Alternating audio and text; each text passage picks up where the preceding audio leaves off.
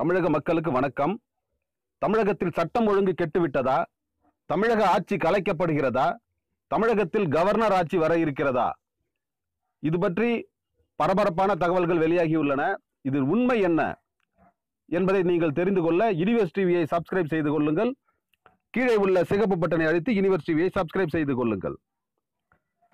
தமிழகத்தில் ஜெயலலிதா மரணத்திற்கு பிறகு பல்வேறு நிகழ்வுகள் அரங்கேறின. சட்டசபையில் சட்டை கிழிக்கப்பட்டது, எம்எல்ஏக்கள் போராட்டம் நடந்தது, நம்பிக்கையில்லா வாக்கெடுப்பு நடந்தது. இதன் பிறகு ஸ்டாலின் சட்டை கிழித்து விட்டதாகவும் சட்டவிரோதமான செயல்கள் நடந்ததாகவும் பல்வேறு குற்றச்சாட்டுகளை கவர்னரிடம் கொண்டு சென்றார். அதோடு இல்லாமல் தற்போது ஆர்கே நகர் இடைத்தேர்தலில் பல்வேறு முறைகேடுகள் நடந்ததாகவும் 89 கோடி ரூபாய் அங்கே பணப்பட்டுவாடா நடந்திருப்பதாகவும் பல்வேறு தகவல்கள் வெளியாகி பரபரப்பை ஏற்படுத்தியுள்ளன. தமிழக அமைச்சர் விஜயபாஸ்கர், நடிகர் சரத்குமார், எம்ஜிஆர் மருத்துவ பல்கலைக்கழக துணைவேந்தர் திருமதி டாக்டர் கீதா லட்சுமி, நடிகை ராதிகா ஆகியோரது வீட்டிலும் இல்லத்திலும் அவரது அலுவலகத்திலும் வருமான வரித்துறையினர் அதிரடியாக ரெய்டு நடத்தி பல்வேறு ஆவணங்கள், தங்க நகைகள் போன்றவற்றை பறிமுதல் செய்து விசாரித்து வருகிறார்கள். இது தமிழகத்தை மேலும் பரபரப்பாக்கி இருக்கிறது. இந்த நிலையில் தமிழக எதிர்க்கட்சி தலைவர்கள் ஒன்று கூடி, குறிப்பாக திமுக தலைவர்கள் ஒன்று கூடி மும்பையில் இருக்கும் கவர்னர் வித்யாசாகர் ராவை நேரடியாக சந்தித்து தமிழக அரசை கலைக்க வேண்டும் என்று கோரிக்கை மனுவை கொடுத்துள்ளார்கள்.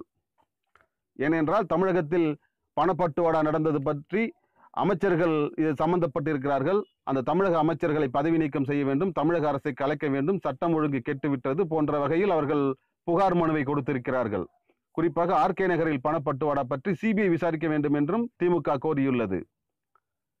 திமுக முதன்மை செயலாளர் திரு துரைமுருகன் தலைமையில் இந்த குழுவினர் சென்று வித்யாசாகர் ராவை சந்தித்து மும்பையில் இந்த மனுவை அளித்து தமிழக அரசை கலைக்க வேண்டும் என்று கோரியுள்ளார்கள். இப்பரபரப்பான சூழ்நிலை அரங்கேறி வரும் தமிழக அரசியல், தமிழகத்தில் கவர்னர் ஆட்சி கொண்டு வரப்படுமா? இதற்கு பிரசிடென்ட் ஆஃப் இந்தியா, நமது ஜனாதிபதி அனுமதிப்பாரா என்பதை நாம் பொறுத்திருந்து பார்க்க வேண்டும். ஏனென்றால் தற்போது முதல்வராக இருக்கும் எடப்பாடி பழனிசாமி மீதும் பல்வேறு குற்றச்சாட்டுகள் எழுந்துள்ளன. இவருக்கும் 89 கோடி ரூபாய் ஆர்கே நகரில் பணப்பட்டுவாடா செய்ததில் சம்பந்தம் இருக்கிறது என்று திமுக புகார் கூறியுள்ளது. ஆதலால் தமிழக அரசை கலைப்பதற்கான வாய்ப்புகள் அதிகம் இருக்கிறது. அப்படி கலைக்கப்பட்டால் தமிழகத்தில் மீண்டும் ஒரு பொது தேர்தல் வரும் என்று அரசியல் பார்வையாளர்கள் கருதுகிறார்கள்.